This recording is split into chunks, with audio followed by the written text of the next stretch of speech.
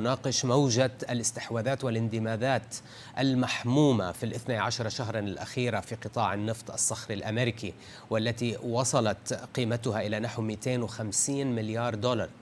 في مسح أخير للبنك الفيدرالي في دالاس، أكثر من 50% من تنفيذيي الصناعة توقعوا أنه في حال استمرار عمليات الاستحواذات فإن هذا سيؤثر سلبا على الإنتاج في السنوات الخمس المقبلة. فهل ستستمر هذه الموجة بنفس الزخم، وما أثرها فعلا على الإنتاج؟ لنتابع إجابة ألكسندر راموس بيون، رئيس قسم أبحاث الصخري في RystadEnergy. I think that's the case, yes. And this is really one of the main points of discussion in the United States right now when it comes to shale. This M&A activity, meaning acquisitions and mergers of producing assets or fresh acreage, has never been as high as we've seen now in the last 6 or 9 months. So in a sense, this is defining a new era of US shale activity and of the market dynamics that we see there. So maybe we can talk about this in a minute, but to answer your question, I do think it's likely we see less surprises. The main reason for that being that with this consolidation in the control of assets being held in fewer hands, we see less elasticity of supply. And we also see that the controlling companies have more transparent and longer term plans. So it's less likely to see, say, a company like ExxonMobil or Chevron suddenly shift 180 degrees from their plans.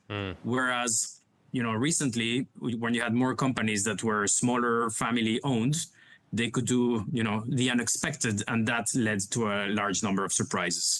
Now, you mentioned that the Dallas Fed said that they're expecting, or that the participants expect lower supply. We don't really. We still expect production to grow a little bit, but far less fast than in. So let me quiz you on this. What are Rystad's estimates for the current U.S. shale oil production and its expectations for 2024 and 2025? Right. So total U.S. production now is about 13.3 million barrels a day, and you just mentioned that there's expectations that this is dropping or not growing as fast. However, the current U.S. production is at the historical maximum. So this is despite all of the conversations about deceleration of activity or degradation of productivity. So we still expect growth to continue, but it's going to be much more moderate.